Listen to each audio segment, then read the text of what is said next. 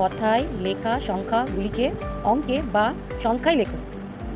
এটা করার জন্য তোমাদেরকে প্রথমে এখানে একক দশক দিয়ে দিতে হবে। একক, দশক, শতক। তারপর এটা পড়ো, কি লেখা আছে? দন্ত ন অন্তস্থ নয়, তালবস্য ত শত, নয় শত নয়। তাহলে শত নিচে বসবে নয়। এর আগের দিন বলেছিলাম এই দুটো একসঙ্গে হবে, শূন্য দেব আর এখানে 9 দেব।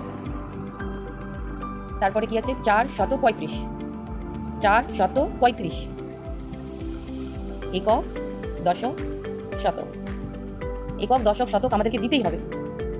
4 শতক, শতকের নিচে বসবে 4, 35, 3 10 5, 35। একক, দশক, শতক। আচ্ছা, একক, দশক, শতকটা আমরা কেন দিচ্ছি?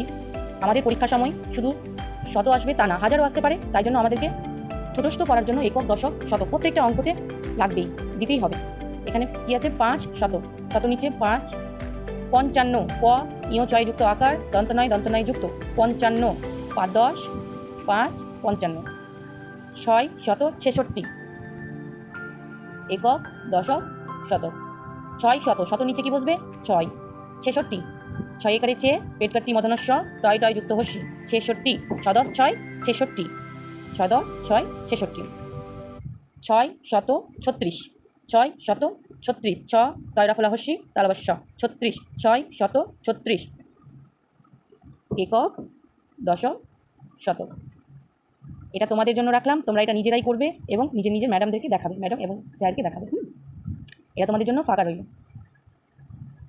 এটা নিজেদেরকে করতে হবে। এটা আমি করে দিচ্ছি। একক, দশক, শতক। 6 88, শত নিচে 6, অ পেট কাটি মদন শয় টয় যুক্ত আকার তালবস্য হস্যি, 88, 8 10 8 88, 8 10 8 88।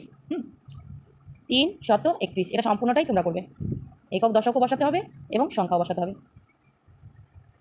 এই দুটো তোমাদের জন্য।